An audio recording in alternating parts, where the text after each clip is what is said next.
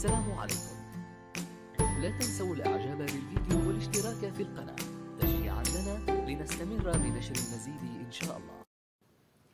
بسم الله الرحمن الرحيم. متابعي القناة الأعزاء، السلام عليكم ورحمة الله تعالى وبركاته. نواصل معا شرح دروس الطاقة الشمسية بأسلوب مبسط وسهل. إذا رأينا في الدرس الماضي ما معنى عملية التطعيم أو الإشابة وما هي الفائدة من هذه العملية. ملاحظة فقط متابعين الأعزاء: لفهم جيدا عملية التحويل الكهروضوئي يجب متابعة الدروس جيدا من البداية، لأن كل المفاهيم والدروس مرتبة ومتعلقة ببعضها، فمن الأحسن من فاته درس يرجى مشاهدة الفيديوهات السابقة. Chers abonnés, nous continuons à expliquer les leçons de l'énergie solaire avec une manière simple et facile. Dans la dernière leçon, on a vu c'est quoi le dopage, quel est son intérêt et les types de dopage. Juste une remarque: pour bien comprendre le processus de conversion photovoltaïque, les leçons doivent être suivies dès le début, car tous les concepts et les leçons sont arrangés et liés les uns aux autres.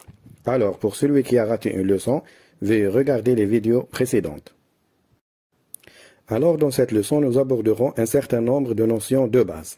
في هذا الدرس سنشرح مجموعة متنوعة من المفاهيم الأساسية. Premièrement, notion du trou. Deuxièmement, paire électron-trou. Troisièmement, recombinaison des porteurs. Quatrièmement, création de la jonction P1. أولا تعريف الثقب. ثانيا ازدواجية أو ثنائية إلكترون ثقب. ثالثا إعادة تركيب حاملات الشحن. رابعا إنشاء الوصلة موجب سالب P1. Alors, dans un semi-conducteur, il existe deux types de porteurs de charge. Des porteurs négatifs, qui sont les électrons avec une charge négative, qui se situent dans la bande de conduction. يوجد في أشباه الموصلات نوعان من ناقلات الشحن. أولا الحاملات السالبة، وهي الإلكترونات ذات الشحنة السالبة والموجودة في مستوى التوصيل EC. Deuxièmement, les porteurs positifs, qui s'appellent les trous, avec une charge positive et qui se situent dans la bande de valence. وثانيا الحاملات الموجبة، والتي تسمى الثقوب ذات الشحنة الموجبة والموجودة في مستوى التكافؤ EV. Un trou est une place vide qui présente le manque d'électrons à une position. Un trou est une place vide qui présente le manque d'électrons à une position où l'on pourrait exister dans un atome ou un réseau atomique.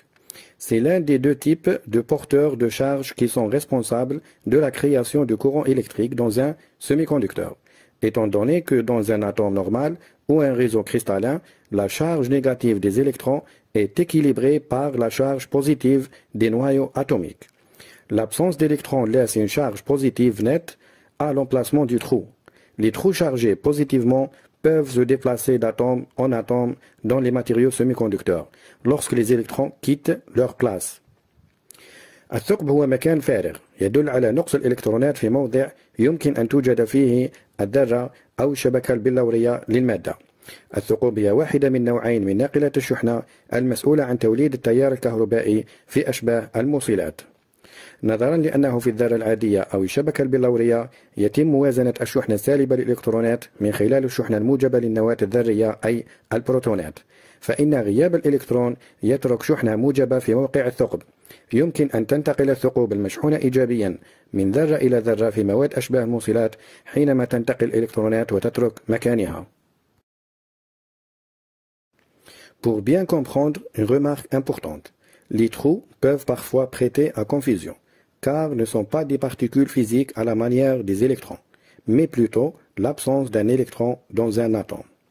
حتى نفهم جيدا متابعينا الكرام، هنالك ملاحظة هامة، وهي أن الثقوب ليست جسيمات مادية مثل الإلكترونات، بل هي مجرد فراغ يدل على عدم وجود إلكترون في الذرة. C'est quoi une paire électron-trou؟ إذن ما معنى ازدواجية أو ثنائية إلكترون ثقب؟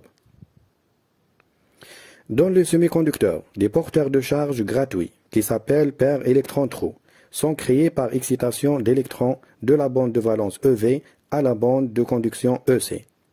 Cette excitation a laissé un trou dans la bande de valence, qui se comporte comme une charge positive, et une paire électron-trou est créée. في أشباه الموصلات يتم إنشاء ناقلات الشحنة المجانية أي ثنائيات ثقب إلكترون. عن طريق إثارة الإلكترونات من مستوى التكافؤ EV إلى مستوى التوصيل EC. عملية إثارة الإلكترون ستجعله يترك ثقبا خلفه في مستوى التكافؤ EV الذي يتصرف مثل شحنة موجبة، وفي النهاية إذن يتم إنشاء زوج ثقب إلكتروني. La recombinaison aura lieu lorsqu'un électron rencontre un trou. Il se recombine et ses porteurs libres disparaissent efficacement. La recombinaison signifie qu'un électron qui a été excité de la bande de valence à la bande de conduction retombe à l'état vide dans la bande de valence.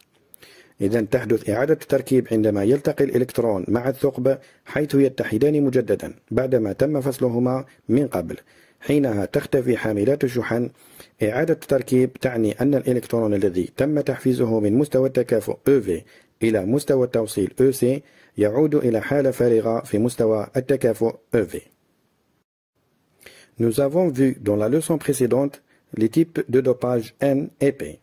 Alors, dans un semi-conducteur dopé N, il contient un nombre élevé des électrons libres.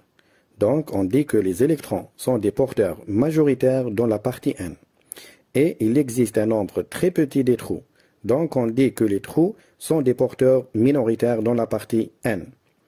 رأينا في الدرس السابق أنواع التطعيم أو الإشابة N و P. في أشباه الموصلات N تحتوي على عدد كبير من الإلكترونات الحرة، لذلك نقول أن الإلكترونات تمثل الحاملات الأغلبية في الجزء N.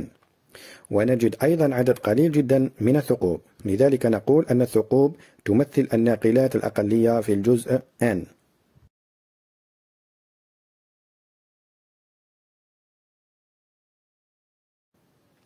Contrairement à la partie N, dans la partie P, on trouve un très grand nombre de trous. Donc, ils représentent les porteurs majoritaires dans la partie P. Et les électrons sont très peu nombreux, et donc on dit qu'ils sont les porteurs minoritaires dans la partie P. على عكس الجزء N، فإنه في الجزء P نجد عدد كبير جدا من الثقوب، لذا فهي تمثل الحاملات الأغلبية في الجزء P، والإلكترونات يكون عددها قليل جدا، وبالتالي نقول عنها أنها تمثل الحاملات الأقلية في الجزء P. On appelle jonction Pn la surface de contact entre deux semi-conducteurs dopés différemment, l'un ayant subi un dopage positif de type P, par exemple avec du bore ou de l'aluminium, l'autre ayant subi un dopage négatif de type N avec du phosphore par exemple. L'ensemble constituant une diode, c'est-à-dire un composant qui ne laisse passer le courant que dans un seul sens et le bloque dans le sens contraire. À noter que la méthode pour obtenir cette jonction Pn, on utilise des procédés chimiques. تقاطع وصلة الموجب السالب Pn هو سطح التلامس بين اثنين من أشباه الموصلات المطعمة بنوع مختلف. أحدهما خضع لعملية الإشابة الإيجابية من النوع P مثلا مع مادة البور أو الألمنيوم، والآخر خضع للإشابة السلبية مع النوع N مثلا مع الفوسفور. عملية التركيب هذه تشكل لنا الوصلة موجب سالب أو ما يعرف أيضا بالصمام الثنائي القطب، وهو مكون يسمح فقط للتيار بالتدفق في اتجاه واحد ويعيقه في الاتجاه المعاكس. ملاحظة فقط، تتم طريقة تركيب هذه الوصلة Pn بواسطة عمليات كيميائية. Voyons maintenant ce qui se passe lorsqu'une seule région de type N se mise en juxtaposition avec une autre région de type P. الآن لنرى ماذا يحدث عندما تتلامس منطقة واحدة من النوع N ومنطقة واحدة من النوع P. Premièrement, diffusion du porteur de charge négative et positive. Ici, en raison des différences de concentration des porteurs dans les deux parties, la concentration de trous est très élevée dans la région P et faible dans la région N. Alors, les trous commencent à diffuser de la région de type P vers la région N.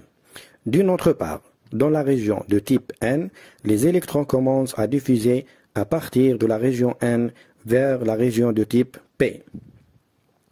أولا، هجرة حاملات الشحنات الموجبة والسالبة. هنا بسبب اختلافات التركيز تنتشر ناقلات الأغلبية من جانب إلى آخر، نظرا لأن تركيز الثقوب مرتفع في منطقة النوع P وهو منخفض في منطقة النوع N. تبدأ الثقوب بالانتقال من منطقة P إلى منطقة N.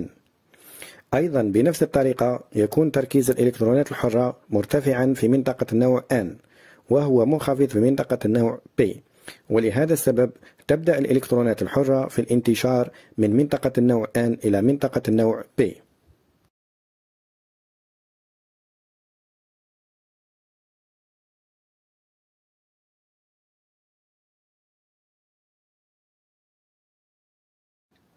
Ce premier processus va mener à la création d'un courant de diffusion du haut. Déplacement des trous mobiles de la région P vers la région N au moment de leur entrée dans la zone N. Aussi, déplacement des électrons mobiles de la région N vers la région P au moment de leur entrée dans la zone P. ستؤدي هذه العملية الأولى إلى إنشاء تيار انتشار بسبب انتقال الثقوب من المنطقة P إلى المنطقة N تحديدا عندما يدخلون المنطقة N. من جهة أخرى أيضا انتقال الإلكترونات من المنطقة N نحو المنطقة P لحظة دخولهم المنطقة P. Deuxièmement, création de la zone de charge d'espace. Juste à l'interface entre les deux régions P et N, les électrons se recombinent avec les trous. Donc, du côté N, les atomes proches de cette interface vont céder des électrons. Donc, il devient chargé positivement. Par contre, du côté P, les atomes proches de l'interface vont recevoir des électrons. Donc, ils vont être chargés négativement. On aura donc une zone de charge positive et négative dans le milieu, appelée zone de déplétion ou zone de charge d'espace ou fixe. ثانيا، إنشاء منطقة شحنات الفضاء. عند السطح الفاصل في الوسط بين المنطقتين P و N تتحد الإلكترونات مع الثقوب، وبالتالي على الجانب N ستتخلى الذرات القريبة من هذه الواجهة عن الإلكترونات، لذلك تصبح موجبة الشحنة. بالمقابل في الجانب P الذرات القريبة من الواجهة الفاصلة تستقبل الإلكترونات القادمة من منطقة N، وبالتالي يتم شحنها سالبا. لذلك ستكون هناك منطقة شحن موجبة وسالبة في الوسط، والتي تسمى بمنطقة الاستنفاد أو منطقة الشحنات الثابتة.